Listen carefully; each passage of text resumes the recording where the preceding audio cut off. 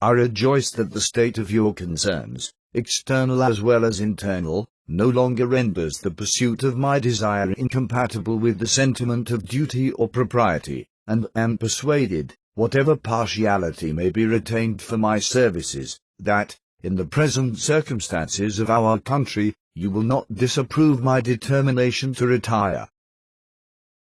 The unity of government which constitutes you as one people is also now dear to you.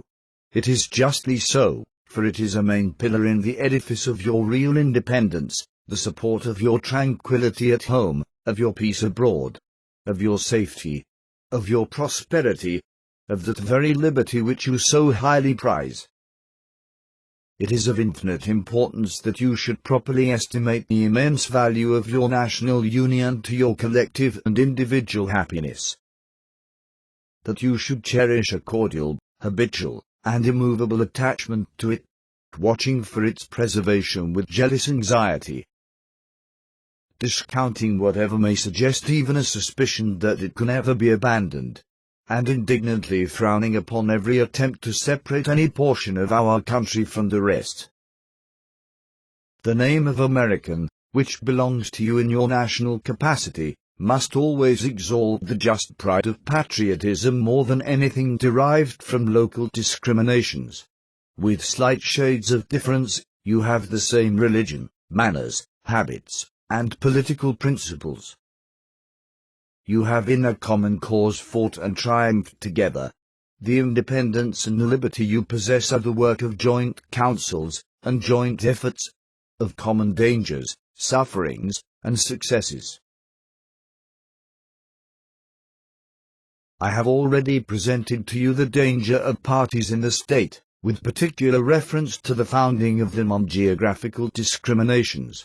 Let me now take a more comprehensive view, and warn you in the most solemn manner against the harmful effects of the spirit of party generally.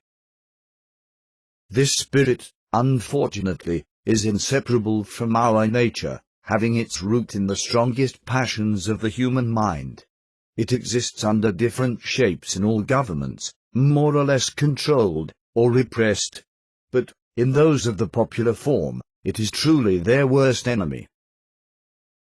The alternate domination of one faction over another, sharpened by the spirit of revenge, natural to party dissension, which in different ages and countries has perpetrated the most horrid crimes, is itself a frightful despotism. But this leads at length to a more formal and permanent despotism. The disorders and miseries which result gradually incline the minds of men to seek security and repose in the absolute power of an individual. Without looking forward to an extremity of this kind, the common and continual mischiefs of the spirit of party are sufficient to make it the interest and duty of a wise people to discourage and restrain it. There is an opinion that parties in free countries are useful checks upon the administration of the government and serve to keep alive the spirit of liberty. This within certain limits is probably true, and in governments of a monarchical caste, patriotism may look with indulgence, if not with favor, upon the spirit of party. But in those of the popular character, in governments purely elective, it is a spirit not to be encouraged.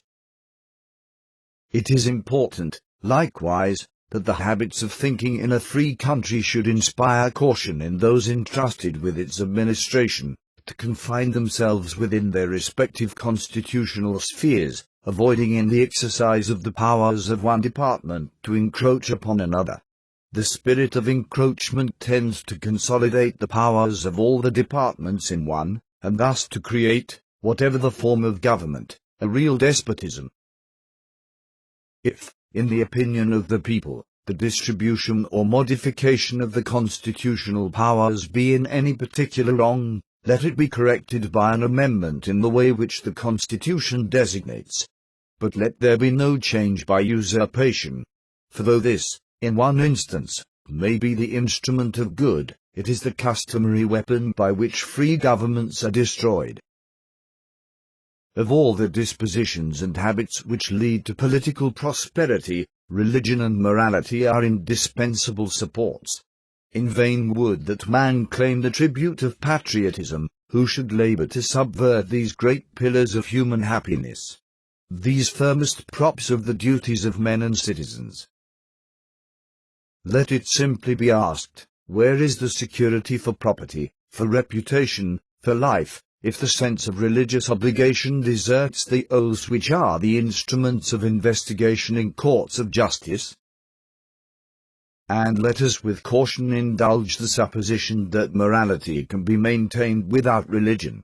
Whatever may be conceded to the influence of refined education on minds of peculiar structure, reason and experience both forbid us to expect that national morality can prevail in exclusion of religious principle. Promote then, as an object of primary importance, institutions for the general diffusion of knowledge. In proportion as the structure of a government gives force to public opinion, it is essential that public opinion should be enlightened. Observe good faith and justice towards all nations. Cultivate peace and harmony with all.